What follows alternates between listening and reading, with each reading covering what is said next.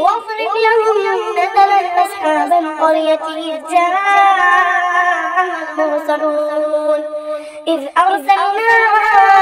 إليهم اثنين فكذبوهما فعززنا بثالث فقالوا إنا إليكم مرسلون قالوا ما أنتم إلا بشر مثلنا وما أنزل الرحمن من شيء إن أنتم إلا تكذبون قالوا ربنا يعلم إنا إليكم لمرسلون وما علينا إلا البلاغ المبين قالوا إنا تطيرنا بكم لئن لم تنتهوا لنرجمنكم وليمسنكم منا عذاب أليم قالوا طائركم معكم أئن ذكرتم بل أنتم قوم مسرفون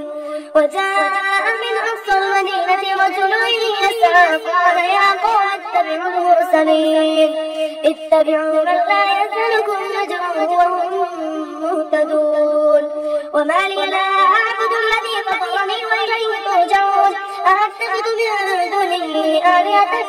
يردني الرحمن بضر لا تغني عني شفاعتهم شيئا ولا ينصرون إني إذا لفي ضلال